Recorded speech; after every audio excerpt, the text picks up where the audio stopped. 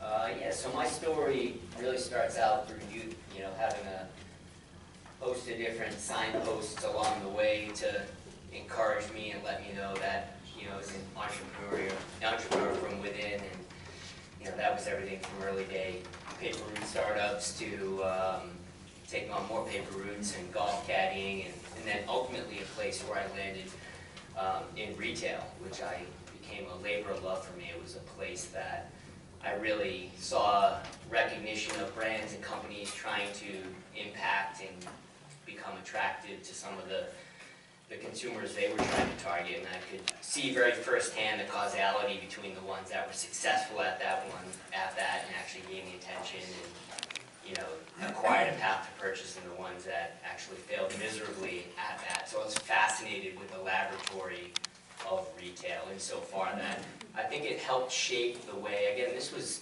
through high school that I was working. I worked retail from 13 through right into college.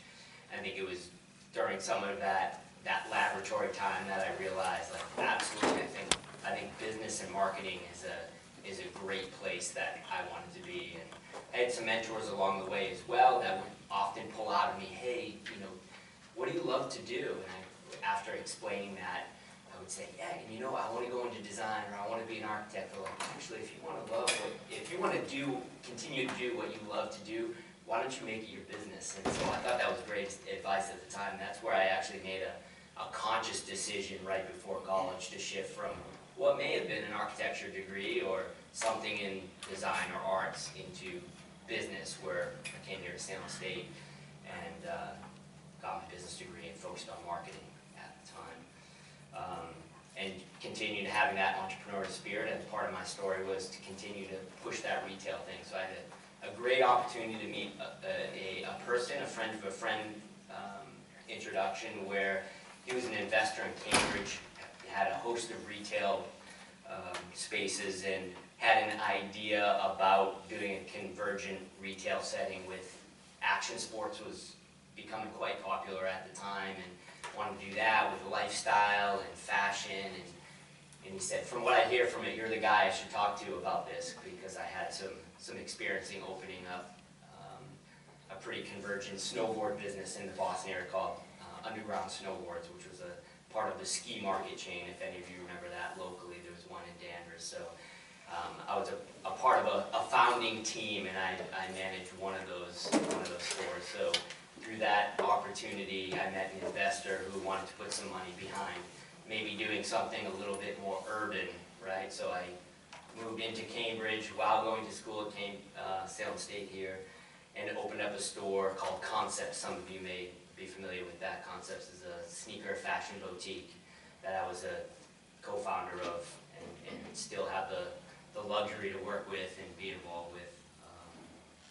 Yeah, so I think that was a pretty exciting time for me, because college I had a business degree in marketing, and I was kind of like, walking the walk and talking the talk, and that was helpful for me. I was very hands-on, application-based. So with Concepts, yeah, I got hired in as part of the founding team. I was creative director, built the team, and grew a store who's actually experiencing tremendous success right now. So that's kind of gets me through the college years. At the time, Concepts didn't have any given plan to actually expand, so I was looking at some of my options, and I actually got a call from HR from a company who I actually appreciated and was really a dream place to work, which was the Burton Snowboard company that you mentioned.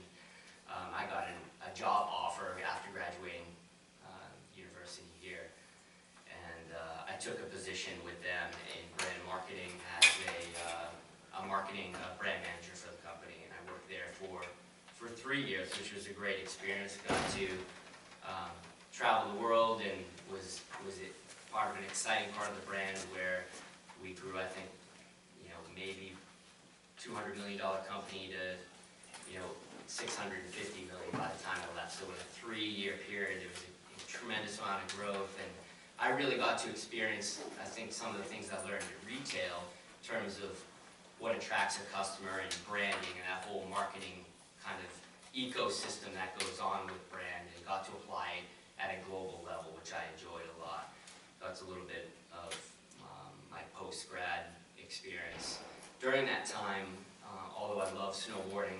wasn't my only passion. I probably had 6 other things I was very much interested in, and that really spawned me again to think of, hey, entrepreneurially, how could I continue to do what I love here, but do it with different brands? And at the time, I was buying a lot of design, I was working with a lot of different agencies, spending a lot of money on the company's behalf, and learning that process of brand building and creative development and the convergence of those to grow a company, grow the bottom line.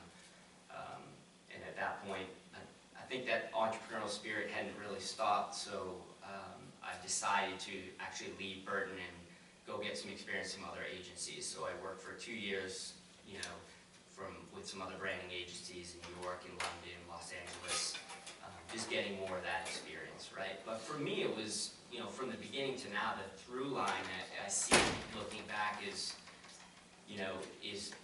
very, very clear. It's been straight along the way. I think I felt very confused along the way, but many times. I mean, I wanted to give up and have failed many times along the way before figuring out, hey, it's actually my own business that I want to start. I want to create my own agency that can be a platform to serve other brands and work in different industries, but also an opportunity to maybe create some things of my own. So that's really brings me to my current place now, where I have Soldier Design, as mentioned. We work with a lot of great clients, some of which have been mentioned. And it's really been a place for me to grow our company from what was a marketing consultancy, when I brought on a strategic arm that we do brand strategy work on, brought in product development. So working at brand, you get to wear a lot of hats. A growing new brand, I got to experience pretty closely how that operating system of product development and retail and digital and social tie together. And that became my passion quick. I think my passion became the synchronicity of those things, where everyone said, you can't do that, pick a swim lane, you're confused, pick one lane. And I don't know if I proved it wrong enough, but our business has been very successful selling and building these operating systems around brand, which is a cohesive, I think, experience with brand encounters. And that's what we do today for brands. We take on projects that look at digital, social, retail, and product development together, because we feel people can experience that in that way. So that brings me to this point, and over the last year has been a nice turn for me, because I've actually created a few other brand startups, brands of my own out of Soldier, which has been great. Doing some angel investing and investing in some of my own brand concepts and some of our new clients that have been coming in. So I've really been able to transition into a bit of a startup mechanism as well within the Soldier Design context. So yeah, that's a little bit of my story. If I have to keep to 10 minutes. Just real quick, a little bit more about you. How big is it? How many employees? Yeah, we're a tight team. So we're 12 people. We've got architects and digital directors and product developers and people focused on retail environments. We have an architect who focuses more on the retail environment side of things. But we work with big brands. So the big pitch for us is almost, even in the name Soldier Design, like special ops, like small teams doing big things. So when it's mission critical, SEAL Team 6 needs to come in and perform something big, that we've engineered our team actually around, kind of a special ops unit. High reliability teams, that's what we call it. So I'll try and pick up a little bit from where Bobby said. My path was completely different. When I was in college, I didn't have a clue what entrepreneurship was. And yet I find myself today having worked with 19 startups over the last 25 years. My background, I grew up in Chelsea, and I went to Salem State, graduated in 1978. And I think one of the things I'm most proud of, in addition to my family and my kids and all that, is being a Salem State grad. So I don't have any other advanced degrees, but I'm working with today, and have worked over the years, with some of the most degreed people in the country, some of the best high-tech executives in the Boston area. And I really feel like the education I got and the So I started, as I mentioned, with a bachelor's in business degree with a concentration in accounting. I was basically, having grown up in Chelsea, I said the most important thing I could do is not be poor and find a way to build skills. So I came to Salem State, and I was determined with some great professors and others to build the best technical foundation I could. I had no idea, what a startup would be. I had no idea what public accounting was. I had no idea what venture capital was. But if I figured if I built strong technical skills, those things would serve me well over my life, and no one can ever take those away. So when I graduated in '78, I went to work for a firm called what is now Deloitte & Touche. And it was, one of the big 8 at the time. And I was very, very lucky to work on what was the largest audit in the office, a company called General Cinema. Today it would be like Lowe's Theaters. It was the largest movie exhibitor in the world. And while doing the audit and having a great boss who turned out to be a lifelong mentor, I realized that in addition to accounting, in addition to finance, every one of these companies, including General Cinema, has something that's referred to as a business model. And the business model isn't what you always think it is. So some of you may have heard me tell this story before at other events, but if anybody want to take a quick guess what the movie business model is? No hands, it'll be... Selling popcorn. It's selling popcorn. Right? So basically, when you go to the movies, and this is the most important lesson I learned outside of school, was that every business has a business model. When you go to the movies, you spend $9 or $10 for your ticket, and 90% of that goes to Disney, and 10% goes to rent the theater. So they're in the business of selling popcorn. And ever since 1979 or 80, I've been looking for the popcorn in businesses. And those skills have served me well as I've gotten involved in, as I mentioned, 19 high-tech companies. They all have a value prop that is something we might use or, in our life every day. If you're familiar with Spotify, one of my startups was just purchased by Spotify. Does music discovery. But in that business, whenever we had a board meeting, we were talking about team, product, popcorn, trying to figure out where you can make money selling music discovery. So it's a good example, I think, that I want to leave you with, and one of the things I want to leave you with is to think about how you build your skills, how you learn about things from a technical point of view in school, how you can apply them in life, and they may find their way into a whole other realm as you progress in your career. So it's one thing building on another. So I worked in public accounting for a few years, and then I ended up getting a great opportunity in corporate finance, so I tried that, and that was interesting. And then I ended up getting a chance to go to what was called Prime Computer, and that was almost 30 years ago, and I've been in high technology since. And I've had the real pleasure, as I said, to work with some of the best engineering people who create value. And these people have, they have ideas to build products like Spotify, or anybody use the Active Network or online registration for sports e-teams? So I was a founder of that. But the idea is that people in technology create value, then you have to figure out how to build value and build a business. And I think the skills I've been focusing on is to be that part of the brain, that part of the equation over my career. And like I said, worked in 19. 5 of them I worked in, 4 I joined, 1 I started, and then 14 I was an investor board member. I'm on the board of 3 companies right now. One is called Acacia Communications. They make optical networking switches, so they help the internet move for what is today called a 10G network. That means, and then with this product, they'll go at 100G, so it goes 10 times faster than it does today, and it will in the future because of cloud and all the other capabilities. So these are these are the guys who make things move at the speed of light, and I'm lucky to be involved in that company. It was the Inc. magazine 5th fastest growing company in the country last year, and #1 in New England.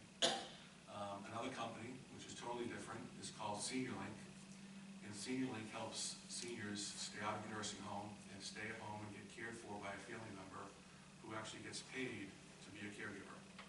So instead of going into a nursing home where the state would pay $200 a day, the state would pay SeniorLink $100 a day and allow them to stay at home and get paid to do that important care. So that's another innovation in the business model, similar to the popcorn story. And if you think about the macros, there were very few nursing homes being built, there were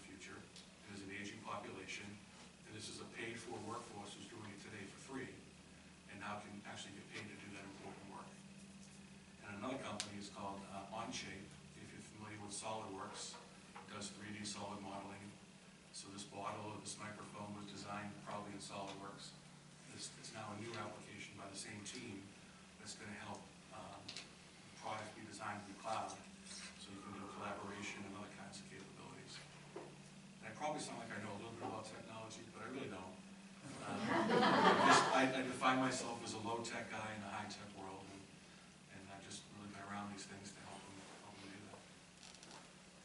If I would leave you with a couple of thoughts, and we can talk more about this in Q&A, but a couple of themes that I may have mentioned is, focus on building skills, because skills will stay with you your whole career. So I think, I had a chance to do that throughout my career. The second thing I would say is find a mentor and be a mentor. I think Bobby mentioned it, he had a mentor, and I've been fortunate to have 2 or 3 over the course of my career, and still do, and I try to be a mentor where I can as well. I think, there's a real strong, you can spend hours talking about what does that mean, and I would encourage you to do some homework to find out what a mentor really means. It's not a check-in type person, it's a person that you're going to commit some time to, and they'll commit to you. And the third thing I would say is, follow your passion. For me, it wasn't necessarily accounting, but it was, as you probably can pick up, on strategy and business model and business optimization. I just really enjoy optimizing a business, and that could be through team development, finding the right people to work with, finding the right markets, and optimizing the business model. So throughout the common thread throughout my career has been that. It had nothing to do with the specific technical skills I built, but it's been around those types of things. Great. Thank you. I can't sit, so I was actually really impressed with my 2 colleagues here being able to sit. I just can't do it. So I was born and raised in Montreal, Canada. Moved to the U.S. about 20 years ago. And I can tell you, from my perspective, when you think of moving to a new country and you hear the stories of a U.S. dream, I actually feel I've lived it in many, many ways, and I'm very fortunate. Connection to Salem State, oddly enough, my wife is a North Shore girl. Grew up in Salem all her life, and my mother-in-law actually went to Salem State. So there's a connection for me, although I'm a Montrealer. So 20 years ago, I was working in politics, and politics is very volatile. You win or you lose. There's no in between. And we ended up losing the election, unfortunately for me, which meant I also lost my job. And trying to figure out what I was going to do next. I was fortunate enough to teach skiing and play drums, so I did that for about a year. And then was trying to figure out, where would I go? And I had graduated from McGill a few years prior with a bachelor's degree in economics and political science, and completed graduate work in business administration and public policy. So I was sitting here with 2 decent degrees, teaching skiing and playing drums, which for a while was kind of fun. And through a connection and a friend, and I will say this as part of the theme, is you're going to meet folks along the way. You're going to meet people that can help you build a team around you of folks that can work with you to build something successful. So one of my friends, Neil Siegel, ended up going to Harvard, and through him I met a friend called Andy Ori, and if you're in this area of Massachusetts, he's been a very successful entrepreneur. I traveled to Boston, met Andy, and he said, "You seem to be pretty smart, you're not doing anything, why don't you come and join us?" And I said, well, that's a heck of a risk. I'm going to move, I don't really have anything. And it's one of the themes you'll hear me speak about. If you're going to be an entrepreneur, you need to be willing to have passion, which was talked about, and take risks. You really do. If you're not willing to do that, maybe being an entrepreneur might not be the right thing. And I would say it's not right for everybody, but you need that passion and that risk. So I took an old Mazda 323 that was beaten down. I could afford the first month's rent, but I couldn't afford first and last and a deposit. So I actually had to ask my dad for the first time in my life for dollars, which I wasn't happy about, but I said I can't move without it. Took my car, took the money from my dad, who I did pay back, by the way, and ended up at a company called Priority Call Management that did one-number services, very much ahead of its time. Think of what we do today, basically a follow-me service. And to Elliot's point, since I didn't know really anything about technology, I took a job as a systems engineer because I said I need to understand this technology full on before I can even continue working in this space, because without understanding the bits and bytes, how can you go represent the company? And it was very small at the time. We were 20-odd folks. And what I also learned in that environment once I came on is when you go to a startup, you need to be willing to do anything. That's something else I'll leave you with. Today, even if I'm CEO of a particular company, if we need to make a quarter or we need to find a customer, I'll go out and help manufacturing box the product we're shipping out. And I'll tell you about Acme. I did that as well, even when I was COO. There's nothing that you cannot be willing to do if you're at a startup, small or big. You have to do it all. So we worked at Priority Call Management. I did that for 6 years. It was very successful. We sold the business to a company called LHS SEMA for a little over $250 million. And I was asked to stay on with SEMA. A great job. They were going to move me to one of my favorite places on the planet, the south of France, on the French Riviera, to take a job selling the product and managing 2-3 of their portfolios. And once again, it comes back to risk. I said, I don't think this is for me. And Andy and Pat and myself, the 2 co-founders of Acme, said, why don't you come join us? So I joined them on the ground floor. Our first meeting was in Andy's kitchen. And I had no clue what they were doing. So at the time, my dad was still alive. I was really excited. I called him and I said, Dad, I have the opportunity. I'm going to go join Andy and Pat again, and we're going to start something new. I have an opportunity to invest. And he said, well, what are you going to do? I said, well, we're not sure. He said, well, hold on. He said, so what you're telling me is you're going to quit a great job, an amazing opportunity with a very solid company. You're going to invest the money that you just made a Priority Call. You finally have something, and now you're going to give it all back. And you have no clue what you're doing. I said, well, not that you put it that way. But, that theme again is I said, you know what, I'm going to take risk. And I went to Acme, and I was very fortunate. I actually met my wife there, so that in itself was a win. I'm not sure for her, at least for me. So we went to Acme, and long story short, we were doing what you call basic technology right now, which is voice over IP, and enabling carriers and enterprises to move all of their legacy traffic from your old PSTN 100-year network and transform it all to an all-IP network. So if you use Skype, a lot of carriers like Verizon, AT&T, you don't even know it. They have a Skype-like network, and we enable those carriers to build out that type of telephony offerings. And we built Acme from 10, 12 people. By the time we went public, we had a public offering. At one point in time, we had a market cap of close to $4.1 billion. We grew it to close to 1,000 employees and ended up selling it to Oracle for $2.1 billion. And there's a couple of areas I'm really proud of that what we did at Acme is, A, we created a lot of employment for Massachusetts, and that was great. 1,000 souls had a career, had a job, had something exciting. And that's something that I'm committed to in every business I go to, is really hiring from within as best as we can, at least from an engineering perspective, and helping grow the economy here. And we did that successfully in the sale to Oracle. It was always sad because you're ending something. What I would leave you as well, too, in this case with Acme, a few themes that I've learned. One is, we talked about, which is risk. The other is, as you start your company, if you're starting it because you think you want to be your own boss, it's a mistake. You're always going to have a boss. And your boss will be either the customers, your shareholders, but you're working for someone. You need to make them successful. Don't think that you're just there because, hey, I don't have anybody telling me what to do. It's just a bad mindset, in my opinion. The other area that I focused on at Acme, and it's something I wanted to do actually when I was in business school. I love the idea of traveling globally. The market is not limited to just this area, regardless of the business that you're in. Even if you're in a small business, think big. With social media today, with the ability to communicate overseas, you can do that very successfully. You do not only need to have a market that is limited to this area. When I think of the companies I work for, both Oracle and now Venue, I have a saying to my team that whenever we go to bed, I want someone selling our technology.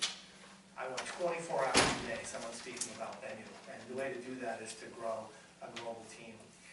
And now that we've sold the company to Oracle, I took about 3 to 4 months off, which was great, and tried to figure out what I was going to do next. At the same time, I'm part of a VC fund called the G20 in Boston, where we invest in small technology companies.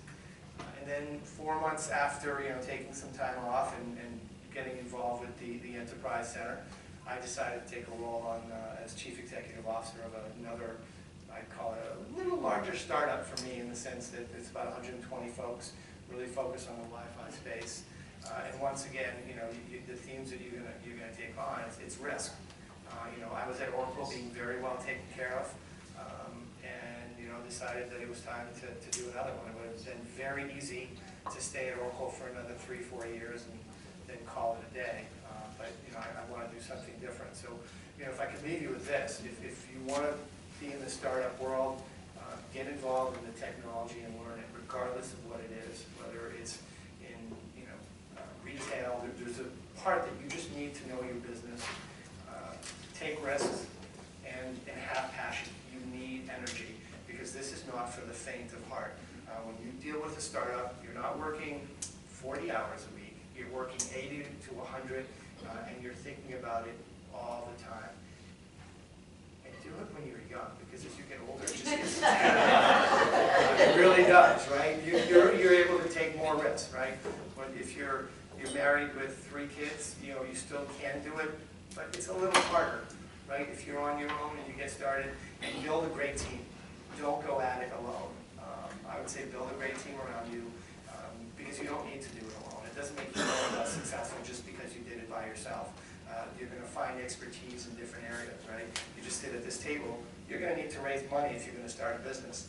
Well, if I think I can do it all on my own, it becomes more difficult. You're going to need someone who can market and retell your message, build a great team, and find those people. And it's one of the things that we want to encourage here at the Enterprise Center, is bringing different expertise together, even from just different departments in your school.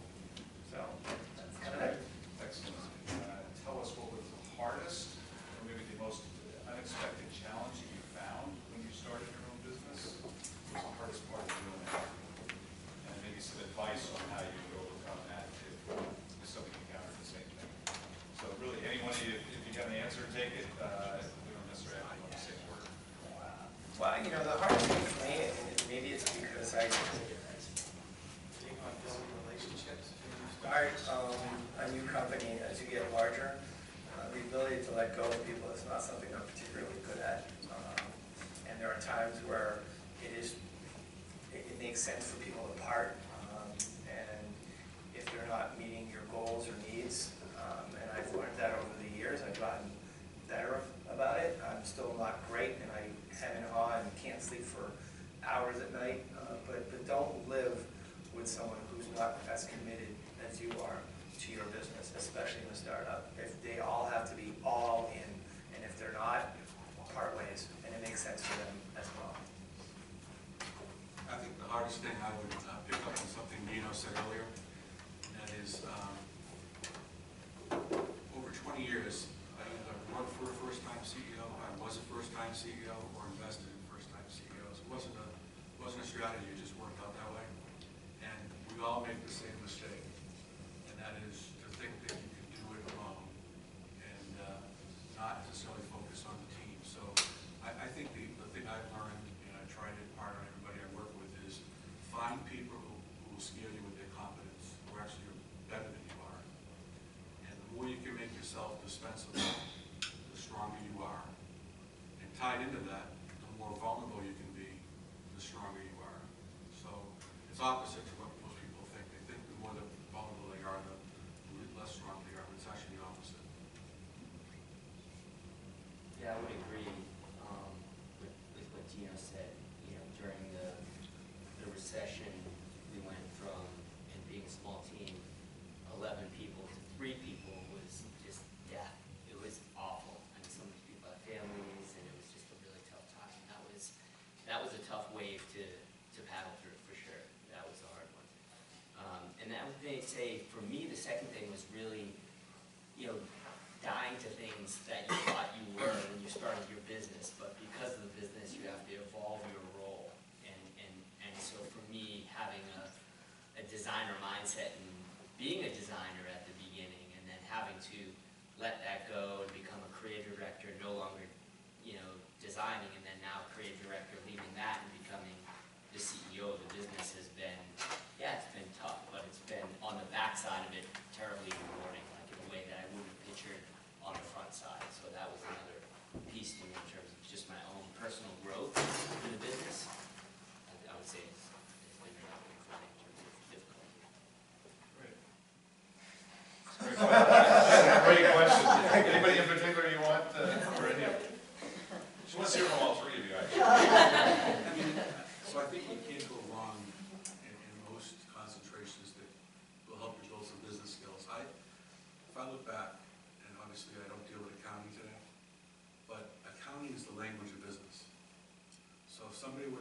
gonna go live in Russia for 40 years, you learn the language, right? If you're gonna be in business for 40 years, you should learn the language at some level.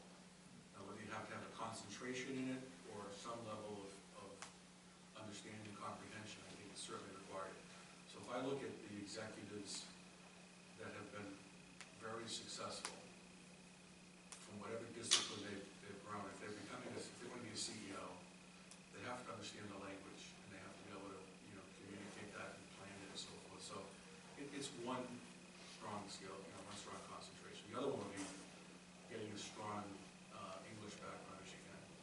Learning how to communicate is probably the most important thing you can learn. Technical skills you can follow.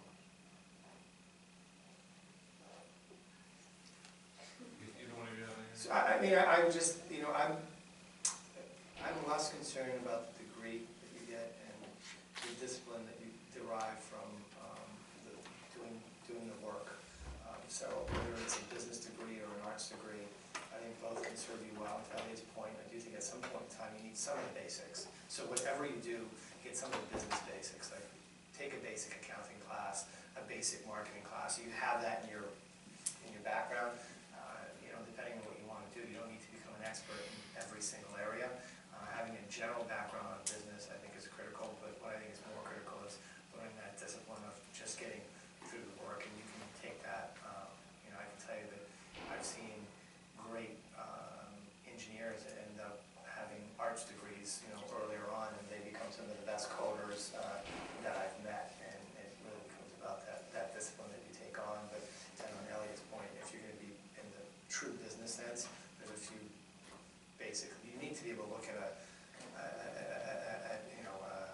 some basics of the business and be able to read it and understand whether you're going to go out of business or not in 3 months.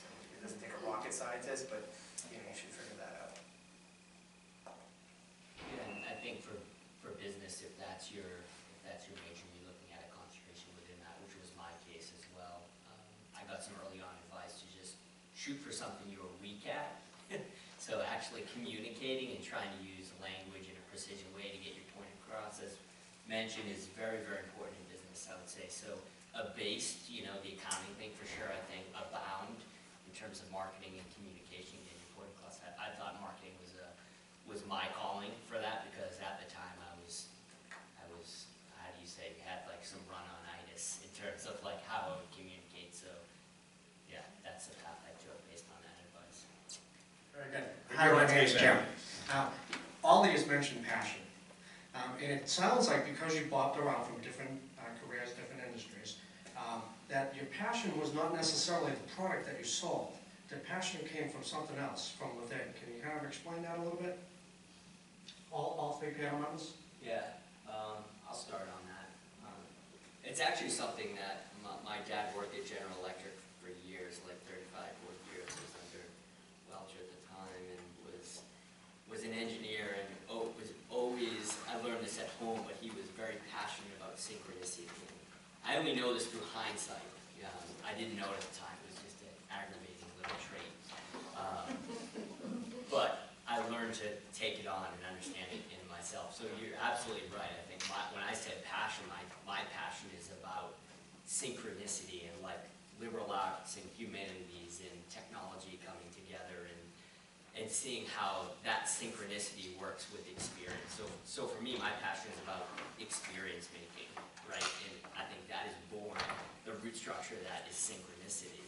And I think the byproduct is a good experience for that. So I could work on any product in any industry and be just as passionate if I could work on what this thing we call at my business now the brand operating system, I would be happy. So that's how I interpret that. Yeah. I'd say something similar. I mean, it's not any particular product, other than maybe the one I started myself, but having been part of 19 startups, my passion's around creating something, seeing customers value it, and then finding ways to make it the best it can be. So it transcends any particular product or company. It's the challenge of being able, and the excitement of being able to do that. I would echo those sentiments. What I get excited about is building a company, creating jobs, creating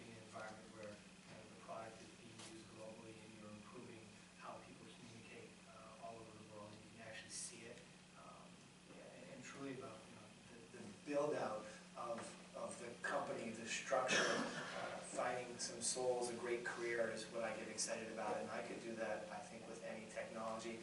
It happens to be that over the last 20 odd years, I focused on the telecom communication space. It's where I ended up, but I could easily see myself doing that in any other of these areas. And so that's where the passion truly comes from. Great question. Hello.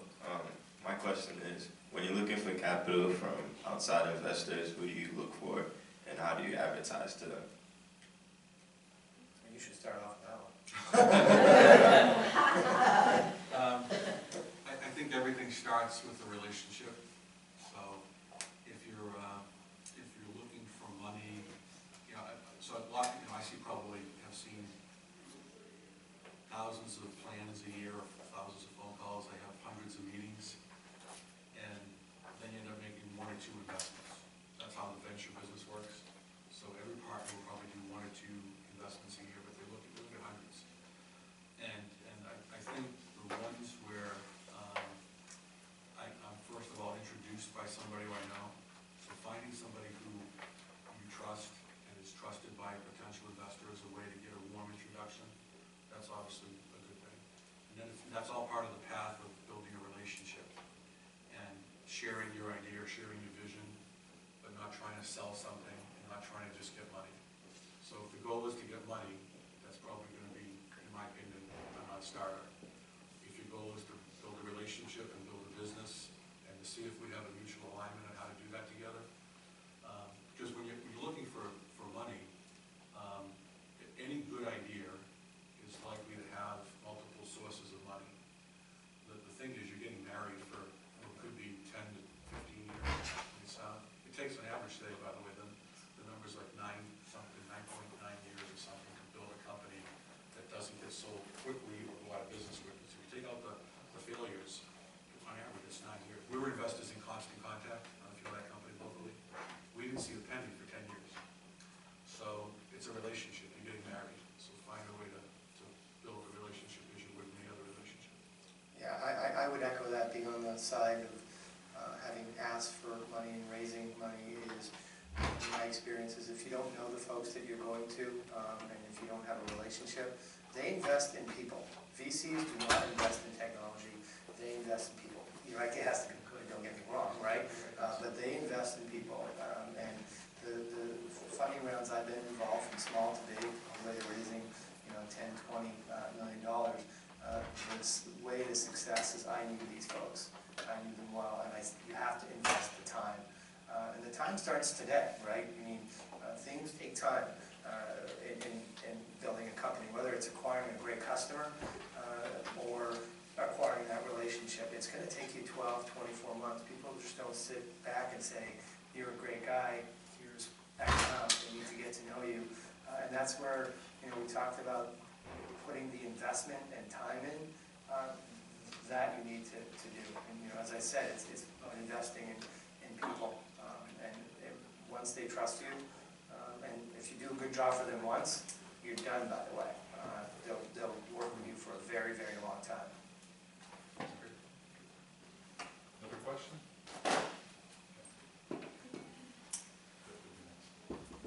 I think my question is directed to because you brought it up, but I welcome any feedback. Building a team. You specifically said you want to build a team with members who have equal passion, equal skin in the game, etc.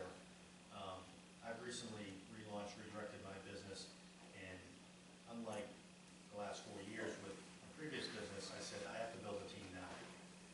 And I have a very strong reputation in what I do, but reaching out to people who give me unsolicited recommendations and feedback and endorsements and all this other great stuff, the response I get has really been a little bit disheartening. Most of them are entrepreneurs or business owners unto themselves, and they say, as soon as you have business, as soon as you have a job that I can collaborate on, give me a call. So how do you find these people who are willing to get in on the front end and say, let's build this together? They're saying, build it and we will come. So I'm actually building a team as we speak right now. And it's a great technology company, but they really don't have focus from a go-to-market. that spot.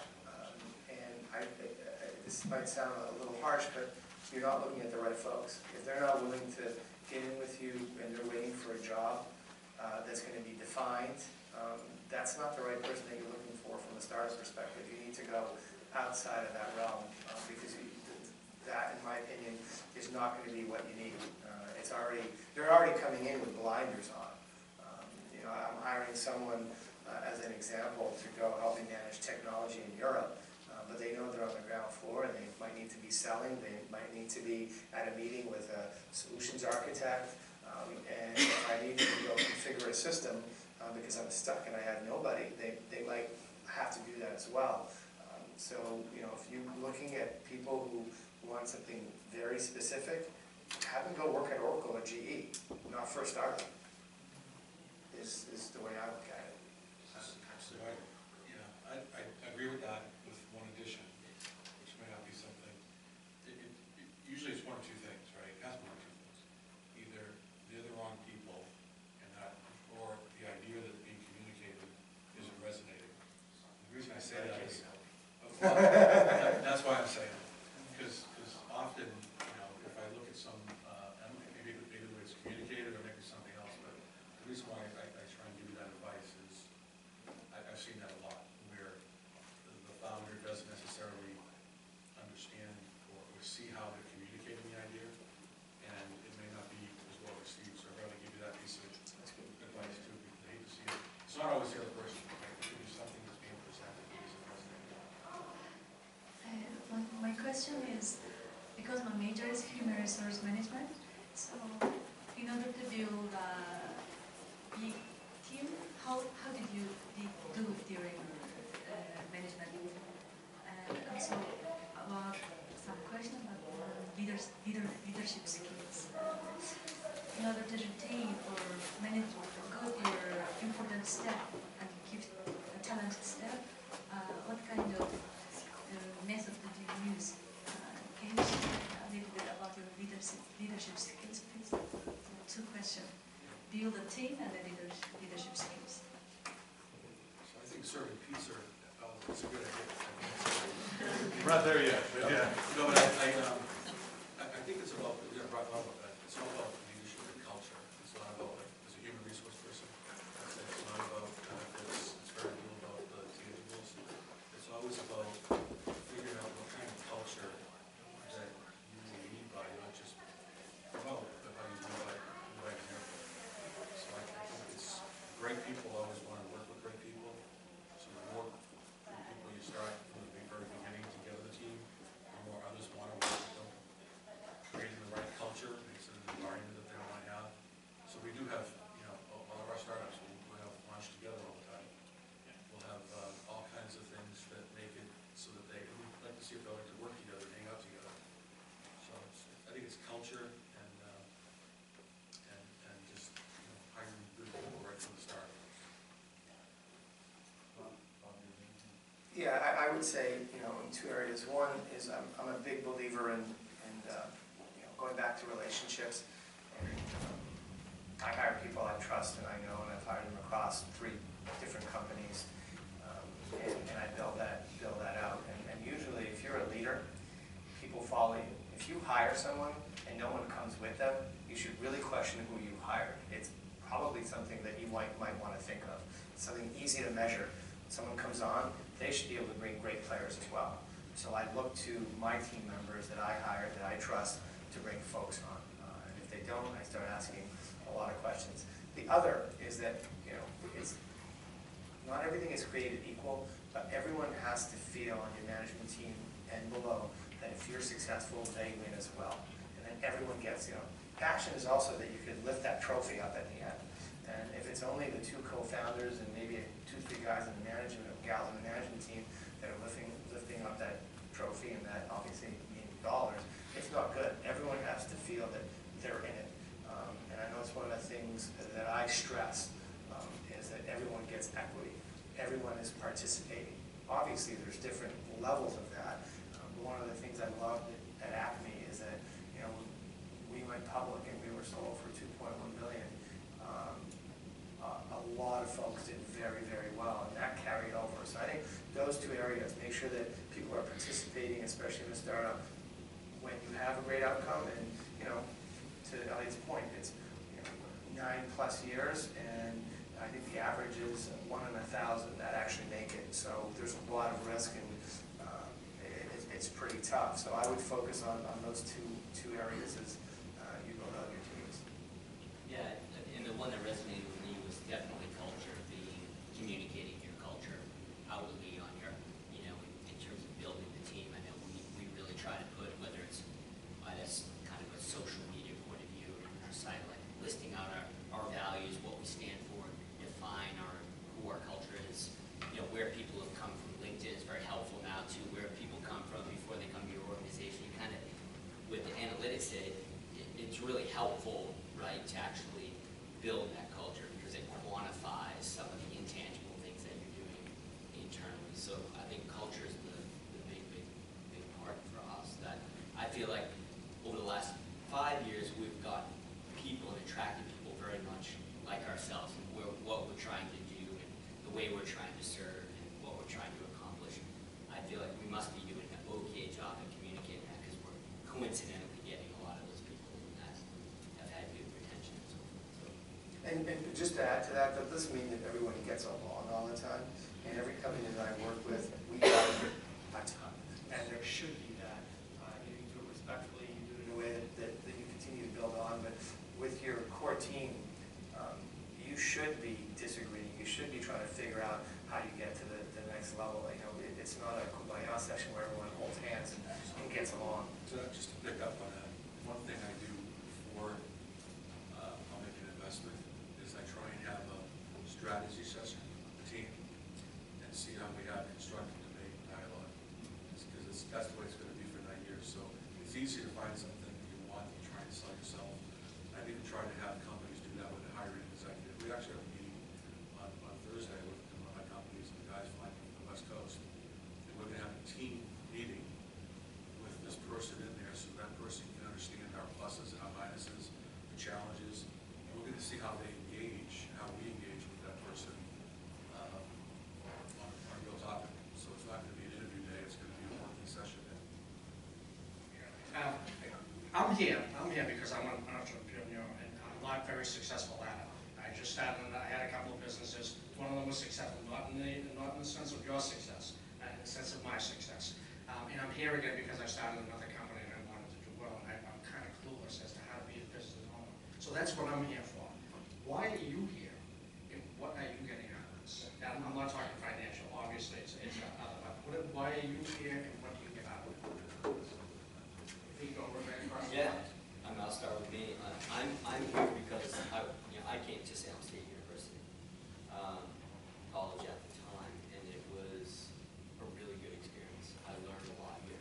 I had great professors. I learned a lot of business strategy. I learned a lot in marketing. I learned a lot in accounting, in a way that became very foundational to, I think, my career through the way, even to my business now. So for me, and there were key people in the university that were encouraging me along the way. So I'm here totally to encourage because I've been encouraged. So I'm excited about the school. I'm excited about the direction, and actually I'm excited to meet some of you folks afterwards as well. That's kind of the secret kind of ace in the hole for me, that I get to meet folks after here that could be a kind of an enduring relationship, and I've had that from these events in the past. So that's why I'm here.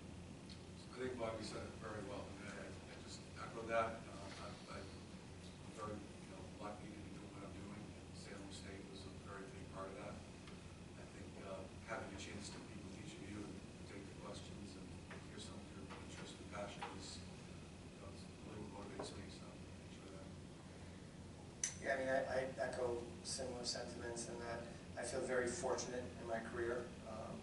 We all talk about how hard we work and how great everything is.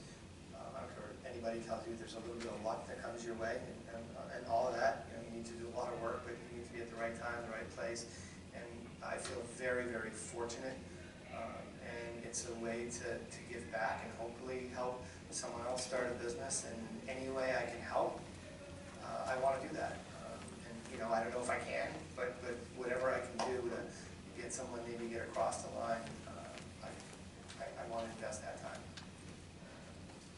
Let's give him a hand.